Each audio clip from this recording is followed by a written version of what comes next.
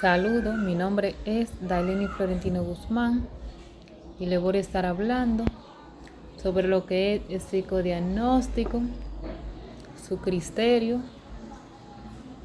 su código, entre otros.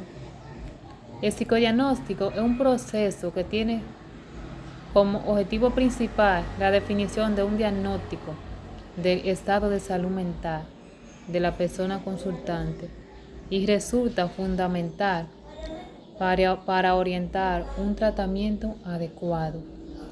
Dentro de dicho diagnóstico se evalúan las distintas áreas del funcionamiento psicológico del paciente, afectiva, cognitiva y relacional, y se intenta definir características de la personalidad y conflictos que subyacen al motivo de consulta que la persona trae contigo. Este proceso diagnóstico se realiza a un tiempo que varía de 2 a 5 sesiones, dependiendo de las características del paciente, del tipo de problemática y del contexto en el cual se realiza. La entrevista clínica es la primera y más importante herramienta dentro de un proceso psicológico. Esta etapa le brinda al profesional un conocimiento global de la persona consultante. Para esto, resulta esencial el discurso de propios pacientes sobre sí mismos y respecto de lo que le está sucediendo. Durante las entrevistas clínicas, se recaban antecedentes del motivo de consulta, de desarrollo e historia de vida, relaciones sociales, familiares y de pareja, área vocacional, laboral, historia de tratamiento anteriores, entre otros.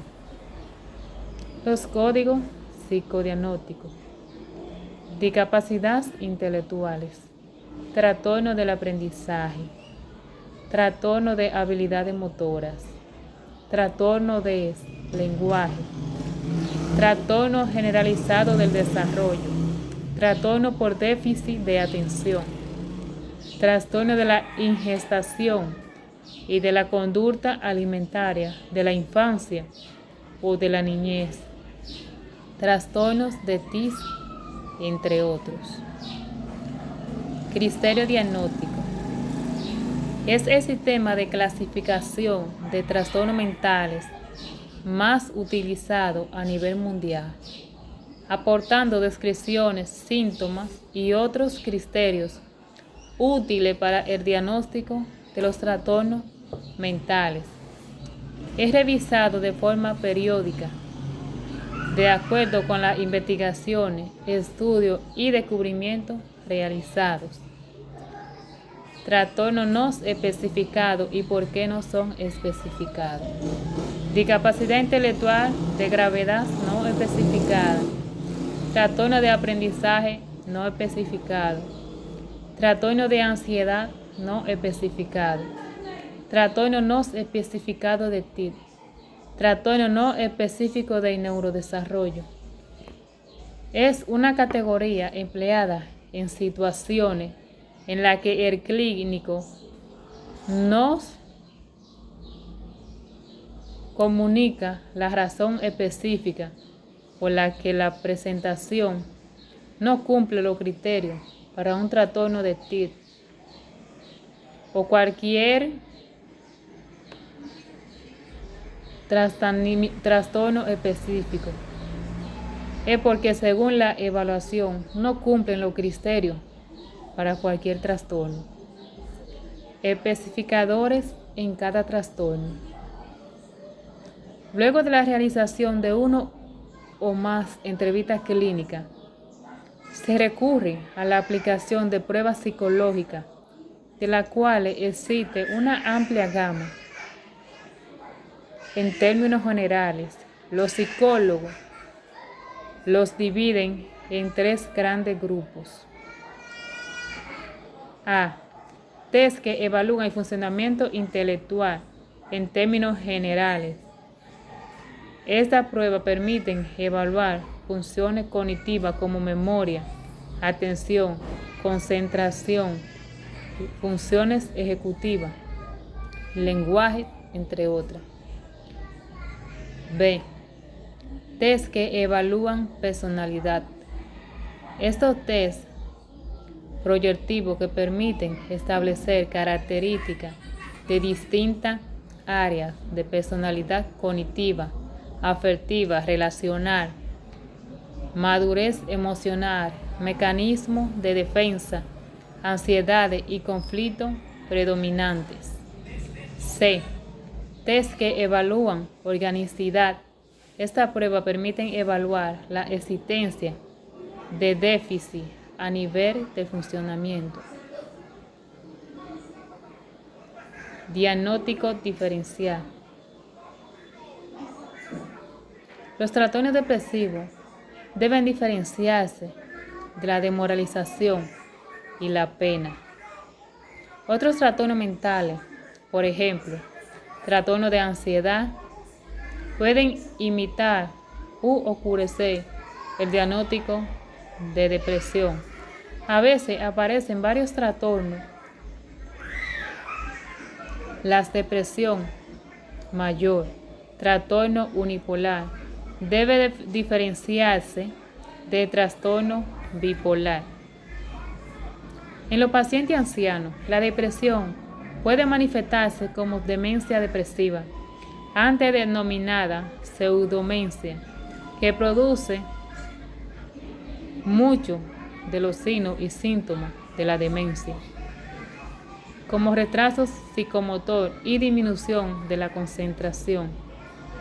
Sin embargo, la demencia temprana puede provocar depresión. Prevalencia. Según el DSM-5, la prevalencia del trastorno se sitúa en torno al 5% en niños en edad escolar y al 2.5% en la edad adulta. Sin embargo, el reciente estudio epidemiológico se ha observado que la prevalencia en la población adulta se situaría más en torno al 3.4%.